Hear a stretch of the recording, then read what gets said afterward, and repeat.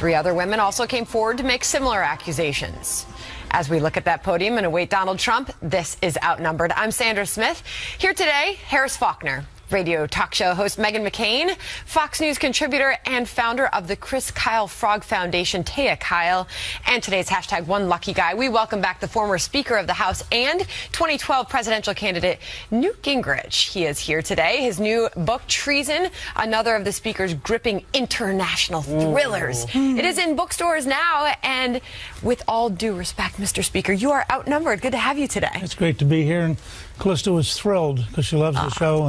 And we love her, yeah. Sometimes she'll come in and watch. You brought us some books, so we'll talk about that. I should have brought you her new book about Ellis. It's called Hail to the Chief, and it's about Ellis introduces 4 to 8-year-olds. He's the elephant. Introduces 4 to 8-year-olds to all the American presidents. She also has an amazing Instagram, your wife. I love her Instagram. It's true. It's I think you and she swap compliments back and forth. We do. She just, you guys always look like you're having the best time. Yeah, we are. We're doing drinking, having fun, going out. I love it. Well, she was in the Basilica Choir, so we spent all of last week in Rome. The choir went as a group and sang in Rome. Beautiful. Such a romantic city, too. Yeah. All right, well, Speaker, there's so much going on today. We want to get right to it and get your thoughts on a lot of things happening as we await Donald Trump to speak in Florida, the ugly turn in this presidential race. Lawyers for the Republican nominee demanding the New York Times retract a report in which 2 women claim he touched them inappropriately. One alleged incident in 2005, the other happening more than 30 years ago. The candidate responding on social media saying, quote, "The phony story in the failing New York Times is a total fabrication, written by the same people as last discredited story on Woman Watch." And Trump's lawyer firing off the letter to the paper saying, quote, "Your article is reckless, defamatory, and constitutes libel per se. It is apparent from, among other things, the timing of the article, that it is nothing more than a politically motivated effort to defeat Mr. Trump's candidacy." And this fiery reaction from Trump campaign spokeswoman Katrina Pearson. Just to answer the question on why would they come out, Don, because 15 minutes of fame. You attack Donald Trump and the media puts you on TV to tell your fake story just to get debunked a few days later. That's exactly what's happening here. Story did not happen. Meantime, as you can imagine, Hillary Clinton's camp wasting no time pouncing, saying, quote, "This disturbing story sadly fits everything we know about the way Donald Trump has treated women. These reports suggest that he lied on the debate stage and that the disgusting behavior he bragged about in the tape is more than just words." Speaker, where are we at here? Without getting into these individual allegations, broadly speaking, how is Donald Trump handling this? Well, look, I think that, and I have no idea what he will do because his natural reaction is to counterattack directly on that topic. I think if they would focus on the WikiLeaks and they would focus on the things we're learning about the secret Hillary Clinton, and they'd focus, for example, on the anti-Catholicism. But he'll say the problem with that, Speaker, is that the media won't cover it. That doesn't matter. If he says it, it gets covered by the act of him saying it. I mean, he has 27 million people on social media. He has an ability to reach you can't imagine, and he doesn't. You don't want to let the media set your agenda. I mean, if you let the New York Times define the next 27 days, Hillary get elected just by default. Is the Trump camp worried right now?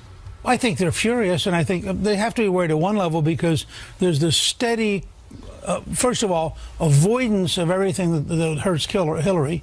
And then this steady drumbeat of trying to find some way to beat Trump. But it's the most one-sided news media I can remember in my lifetime. It's amazing how much the New York Times, for example, is totally in the tank. And Meghan, we were talking in the makeup room, and we were talking about this. Are they lacking a concerted effort to target women amidst all of these allegations where they seem to be losing women, and there are still a lot of undecided female voters that are out there? Is the Trump camp doing enough to speak directly to them? Well, the first thing I want to say is there's such hypocrisy with the media right now that they're so offended at these accusations against Donald Trump, but they're not at the ones against Bill Clinton that have been for decades. So already there's a liberal hypocrisy with that. I hate the New York Times. They wrote a particularly horrible article about my mother when my father was running that is taught in journalism classes. They have an innate bias, so it's hard to believe them. The problem is there are also other publications talking about this. And the the narrative that I worry about being spun is you have to believe Juanita Broderick and Paula Jones, but you aren't going to be able to believe these accusers. 31% of the voting bloc is single women. It's a very important voting bloc. Yeah. My advice to you in the Trump campaign, get Ivanka out there, get Melania, get every woman that has a close relationship that really knows this man and can debunk this, get them on TV in as many shows as possible. And that was my question for you, Speaker, is about the surrogates. I know that they have the Women for Trump. We've interviewed them on Fox News Channel, and they're led in part by Ivanka Trump. So you know that you have these strong women's voices, Kellyanne Conway. You've got these strong women's voices there that really could take this on. It is a lot to ask the public not to believe one set of victims when you've been saying and criticizing Hillary Clinton for not believing the victims and those who allege that her husband had done things as well, those women. So I'm just wondering about the surrogates, why they're not used more. First of all, I can't answer that. I don't know why they aren't. I did see Kellyanne yesterday on CNN actually do, as you were saying, with case studies. She did a case study and taking on the interviewer and not yielding an inch and doing it all while smiling and just literally fought her way through the interview. I mean, it was amazing. She's good at what she does. She's very good. But the other point, and you guys may not agree with this, look, in just one example, Clinton goes to Brazil, and in a secret speech to a bank that pays her $225,000 and paid Bill $400, she says, "My dream is a pretty big word, my dream is of a Western Hemisphere with open borders." Now, that's 600 million people, including the MS-13 gangs in El Salvador, the drug cartels in Mexico, the cocaine dealers in Colombia. If my choice was to get in a fight over Bill's accusers versus Donald's accusers, or to say to the country, you really want a president who secretly tells the Brazilians she wants to open the American border for 600 million people? Yeah. I think you win the election on big things, not small things. But he's not talking about that. And that's a mistake on his part. I mean, I do not think it's smart for Donald Trump to get sucked into these kind of personality fights, and he doesn't seem to be able to resist it. But he would beat her badly if he would go to the big issues where she is so wrong. And where WikiLeaks, the secret Hillary is worse than the public Hillary, and the public Hillary was already on the edge of losing. You talked about two Donald Trumps this morning on Fox Business. Right. Like I think there's a big Donald Trump who's a historic figure. This is the guy who aroused the Republican Party, beat 16 other candidates, set a whole new series of national debates that people thought was impossible. But then every once in a while he reverts to this smaller figure who gets sucked into a fight and who says things that make no sense. And I just think that if he could discipline himself to stay big, he would win. He would win this election by a shocking margin. There's more, and I'm coming to you first, Taya. Okay. Meanwhile, Donald Trump is stepping up his attacks on Hillary Clinton over her husband's past. Trump's camp is telling Bloomberg that new women have come forward with accusations against Bill Clinton.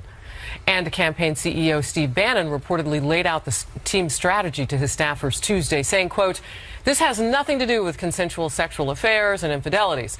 This is Bill. We're going to turn him into Bill Cosby. He's a violent sexual predator who physically abuses women, who he assaults. And she takes the lead on intimidation of the victims," end quote. Team Trump is also launching a media blitz with some of the former president's accusers appearing together on Hannity tonight. But Hillary Clinton dismissed the strategy as desperate. Watch. His campaign said today that they're going to use a, quote, scorched earth strategy for the remaining 4 weeks of this race. Now that just shows how desperate they are. That's all they have left. Pure negativity, pessimism, and we're not going to let Donald Trump get away with it, are we? I will stand up and defend every single person in this country from the insults and the disrespect that we hear from him. Just to toss in a fact, she did begin a conversation at the end of the first debate with the beauty queen Alicia Machado and tapes that had been unearthed. So to say that it's not inbound, she has gone there too. Right. And I think, unfortunately, there are so many people who aren't going to dig deeper, that what they're going to do is they're going to take what the candidate says and they're going to use it. That's going to be their one line or their rhetoric that they use in conversations with other people. So as a candidate, all you have to do is give people something that they can say to comfort themselves. They want to support you. And if you give them the one line or two lines that they can use, whether it's true or not, then they're good. That's like the sheeple part of the population, you know, the sheep that are people. And there's a large percentage of them that are following them. So I feel like we can say sit here and say it's so hypocritical, and it is, and it's wrong, and it doesn't make any sense, and it's illogical, it's not rational, all of those things. But strategically, it works. All she has to do is give them the line that they want to hear, and then it turns into votes. Speaker, this strategy, though, at this point, I mean, less than 30 days out from Election Day, I have people come up to me all the time, I'm sure you do too, Harris, that say, enough with the personal attacks. They want to hear about the issues. They're exhausted from hearing. Talking about Why the is this such a big strategy for Trump right now? I don't think it is a good strategy. I think he has so much material in WikiLeaks that he could spend every day on a new scandal that's a serious public policy scandal. All the speeches. I mean, somebody has to go to Elizabeth Warren and say, have you read all of the leaks about her speeches to Wall Street where she sucks up the Wall Street? I mean, is this the candidate you can be for? Somebody ought to be going to the Sanders people because one of the Clinton staffers describes them as communists. I mean, the contempt and the venom in the WikiLeaks is stunning. As I said a while ago, and the Wall Street Journal picked up on it this morning in a very good editorial, you have clear anti-Catholic bigotry. Yes. And if that had been done to Muslims or to gays, there'd be an outrageous demand from the New York Times to fire the people. But since it's only anti-Christian, that's the one acceptable bigotry in the left. I gave the example that yesterday was Yom Kippur, and had it been another faith, I mean, it really, I don't know, maybe not. The response to all of this. So going forward, is he listening to you? No. Is he listening to anyone? Watch what's happening. Right. I mean, they've designed a strategy of being very direct to see if they can destroy Bill Clinton more than the New York Times can destroy Donald Trump. Now, I think for the country at large, that's a tragedy because Donald Trump, on every major issue, represents a majority of the American people. And if he would draw the contrast with Hillary on the big issues, he would crush her. I mean, she couldn't survive if he went to the big issues. It sounds like Politics 101. I mean, Megan, you have seen your father run time and time again, and you know when it gets personal.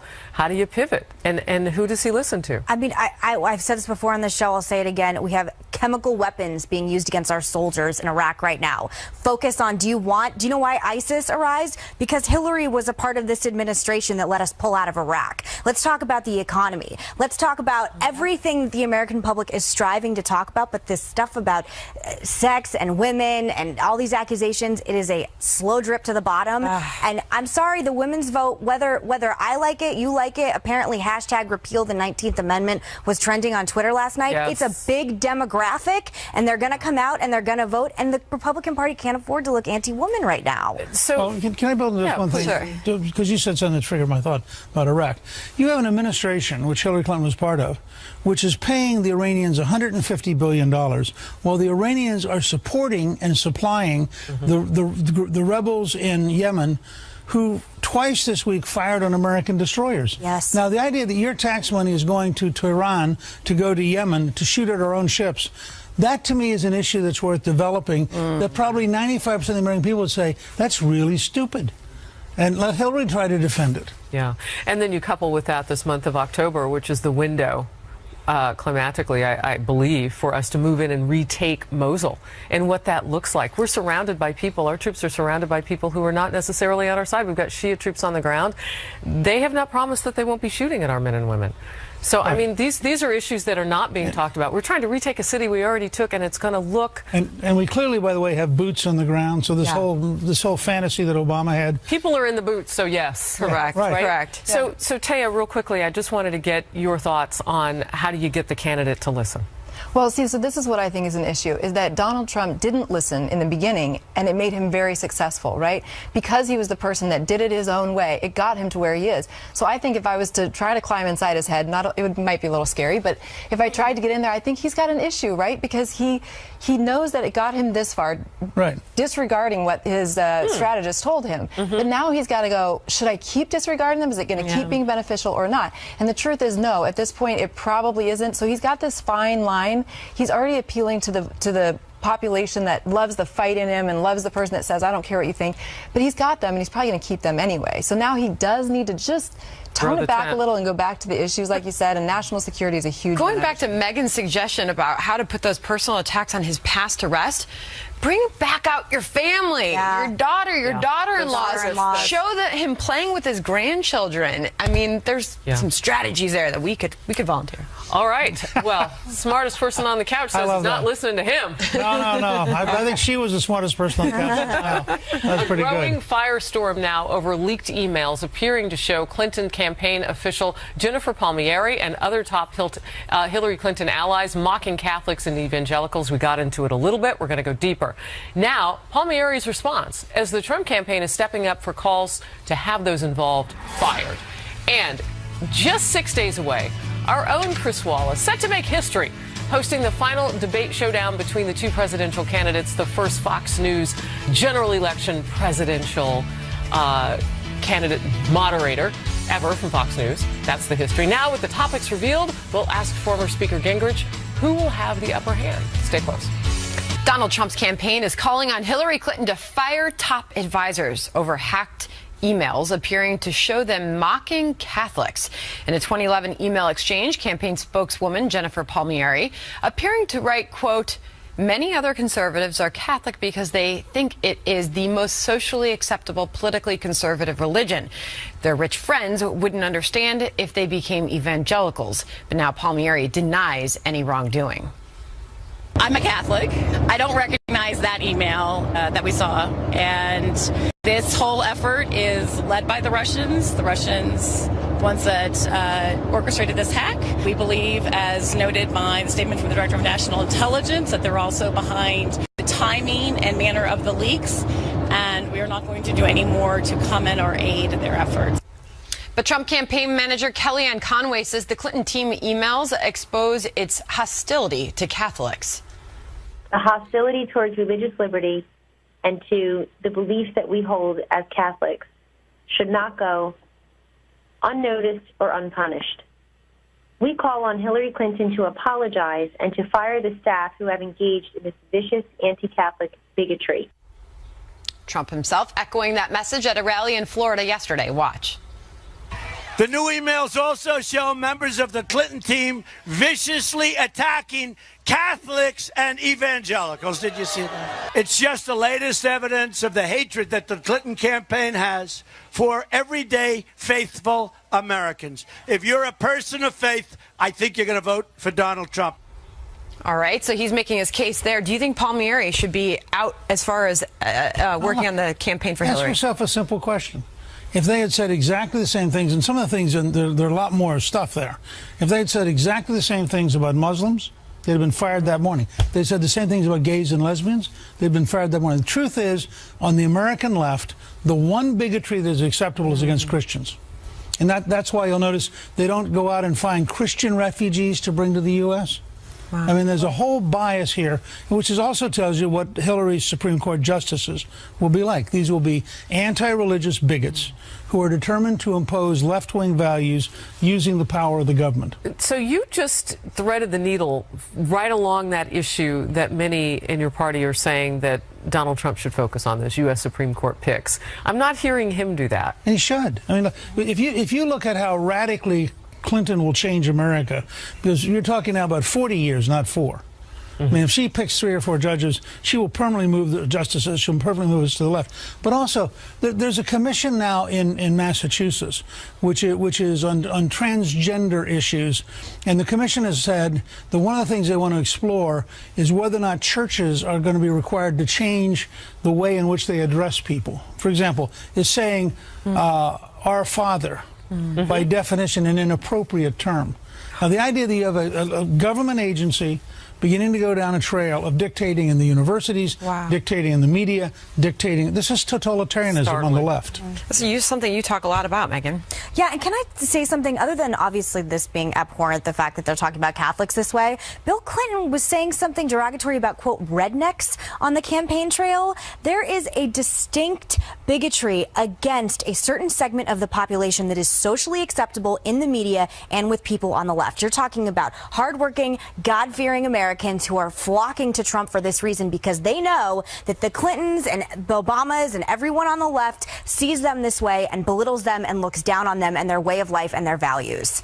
So, Taya, will this even hurt Hillary at all? Obviously, Trump is using this in his rally yesterday. He made today. He has yet to start speaking.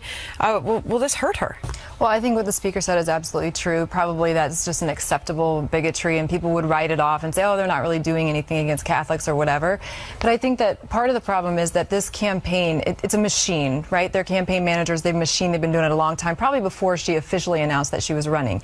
And so I think that they're not looking at people, like people of faith. They're looking at people that are getting in the way of their votes. And so I don't think they're actually looking at them as human beings who are as individuals. Faithful. Right. They're just saying those people are getting in the way of our votes, and we hate them because they're getting in the way. Can I just add to this, though, that what you said about Donald Trump and linking to the Supreme Court justices, that's huge. And I think he could find that happy balance of hitting back, doing the counterpunch, and then just doing a small link to the Supreme Court justices like you did here. Yeah. That way he could be himself and counterpunch. Yes, thread the needle. Yeah, but it's why he should have been VP. And you know that I was sitting here the whole time advocating. Big fan, yes, biggest mistake he made. But I want to ask a really basic campaign question, because what Taya's bringing up, I mean, I'm still kind of. Who wants to enjoy the moment? I was upset. I was like, this is such a huge mistake. And look what he's doing. Honestly, this is exactly the messaging the Trump campaign should be doing right now. So here's my question: what is going on behind the scenes that you know right now that might be a reason why these needles are not being threaded the way they should? I honestly don't know. I'm mystified. I can't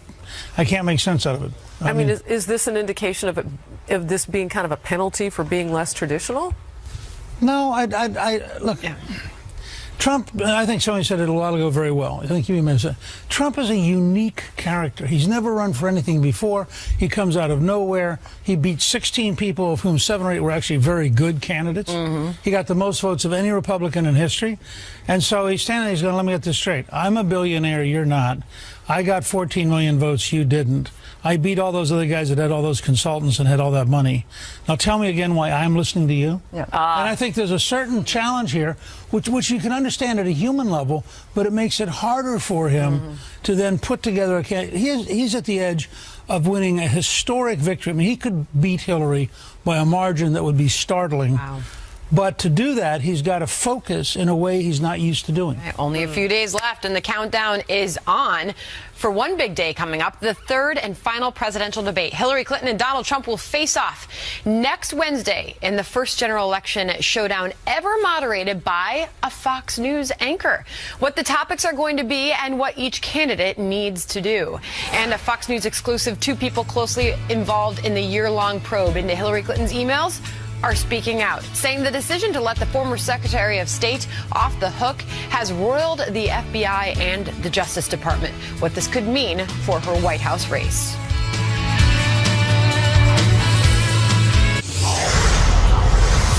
Fox News Alert, as we do a live look-in now on Donald Trump, who's hosting a small business roundtable. This is in West Palm Beach.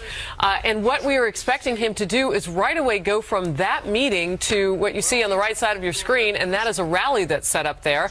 And at the lectern right now, you see former New York City Mayor Rudy Giuliani. So you'll see Donald Trump go from one to the other when he pops up and he takes the stage to speak. We will take it live on Fox News. The final presidential debate between Hillary Clinton and Donald Trump is now just 6 days away. Fox News Sunday host Chris Wallace will be moderating, the first Fox News anchor ever to moderate such a debate.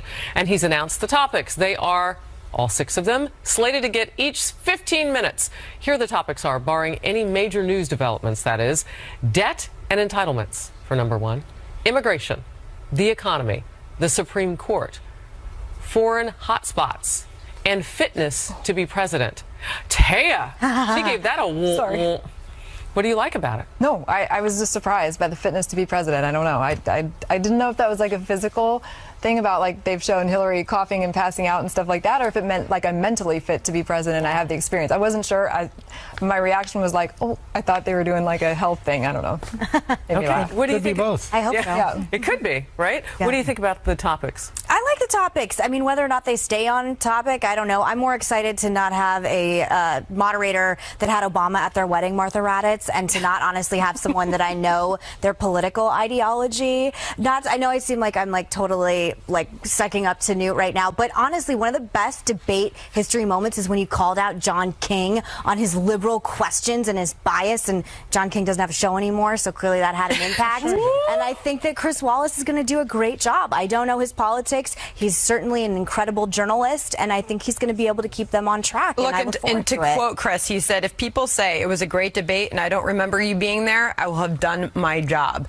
And people are ready to just listen to the two candidates work it out up on that stage for the final time. Now, let me say in John King's defense, he has a Sunday morning show. Oh, I'm sorry. About the news. I don't watch Wow. Anything ever again, and you don't hire Meghan McCain, I'm going to wonder what happened. I know, this is just great. I mean, I'm such a political junkie, too. I mean, obviously, so. Well, let me say, because I've fought with Chris Wallace during the debates. I've done his show a lot of times. I think he will approach this with consummate professionalism. Absolutely. Yeah. And I think he'll use a tone that'll be a lot more respectful of both of them than you've seen out of a couple of the I mean, I really thought Trump now, it was 2-on-1 in the first debate, 3-on-1 in the second debate. My hunch is that Chris watched all that and didn't think it was very good. They didn't think it was right. And he comes out of a family with a great tradition of real news as opposed to political sellout. So my guess is, and I'm certainly looking forward, because I can't, the tension that's building here. I know. I mean, you talk about these two people, maybe Las Vegas is the right place to have the all on the table. All right, so I want to go maybe tick down a couple of these topics. Debt and entitlements actually has not gotten much talk at any of the debates. And what perspective do you think Donald Trump will hit from there? Well, I think there are a couple of things. We're $20 trillion in debt. The Federal Reserve's followed a policy which is crippling seniors because there's no interest rates and sending the wrong signals to the market. And students are graduating with huge amounts of indebtedness. And I think Trump is actually giving a speech on student debt sometime this week because it's such a big issue. So I think he'll approach it from the standpoint of we have to get economic growth, control spending, and balance the budget. Which is a topic I'm particularly fond of. And on the flip, Hillary Clinton? I think she'll say that we've had a remarkable recovery, things are getting better. Eventually we'll take care of the debt, but who cares? Let's assume Donald Trump's watching right now, Speaker, and you are going to give him some advice before he gets on that stage. What would you say he needs to do perhaps differently than the previous two debates? Look, I thought he did very well the other night. The first debate he was not nearly as prepared.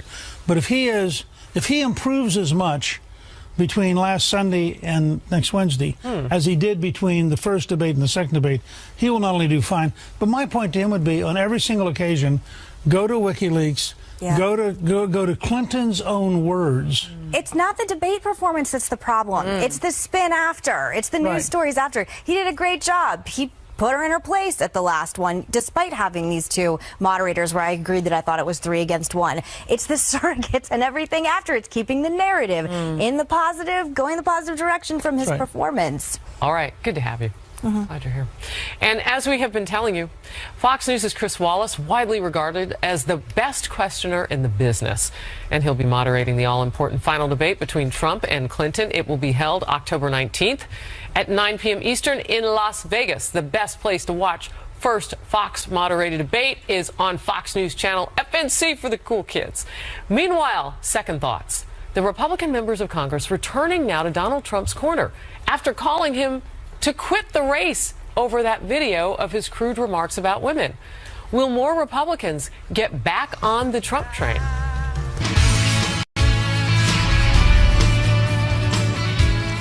It looks like some Republicans are getting back in line behind Donald Trump. After calling for him to quit once his lewd remarks about women were made public, 4 GOP members of Congress who had made headlines for demanding that Trump drop out now appear to be reversing course, saying they will vote for their party's nominee. They include Senators John Thune of South Dakota and Deb Fischer of Nebraska, and in the House, New Jersey's Scott Garrett and Alabama's Bradley Byrne.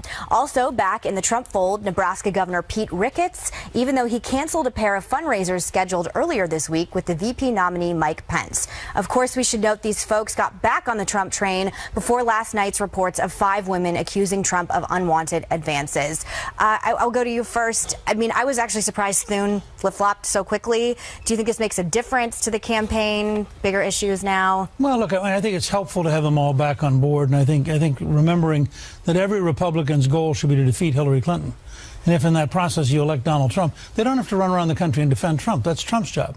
But they do have to run around the country and beat Hillary Clinton, because she will be a nightmare If they keep the House and Senate, and they're dealing with 4 years of Hillary Clinton, it'll be a nightmare. She will be far more corrupt than Obama. She'll be far more dishonest than Obama. She'll be harder to control than Obama. And frankly, they haven't done a very good job of controlling Obama. So from a legislative standpoint, if I was still in office, I'd want to do everything I could for the next 27 days to beat Hillary Clinton. Sandra, isn't this why people hate politicians, though? That they're just like I don't hate with politicians. a lot of the American public do. They have a very low approval rating. That's true. Just flipping with the weather vane. I mean, now is someone going to unendorse again because of today's revelation? No, I think what happens is when you get the elite media going in a lynch mob phase, and they run the same nasty tape, which nobody can defend, every hour for 3 straight days, some of the people panic.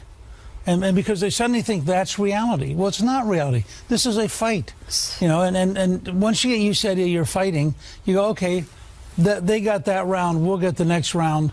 But that also requires that the Republicans get much better at figuring out how, for example, to answer every question about Trump with WikiLeaks and Hillary. And that requires a level of training. Republicans don't like to fight.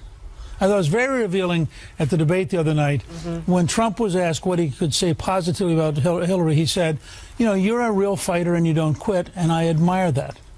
And I think that's something every Republican ought to look at that and realize, if you want to be in this business, you had better be prepared to fight, because you're trying to change the most powerful country in the world, and the other team was willing to fight to stop you. So, Speaker, you have put your best out there to try to make sure that you're getting Republicans on board, all Republicans on board. Why do you think you haven't been more successful at getting them behind Trump?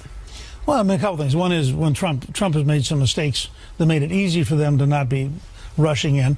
Part of it is he's a genuine revolutionary figure. I mean, if you represent the old guard, and you're the people who got us into Iraq and got us into Afghanistan, and Trump comes along and says, after 15 years, we're not winning, there are a lot of folks in Washington who made a living out of what they were doing.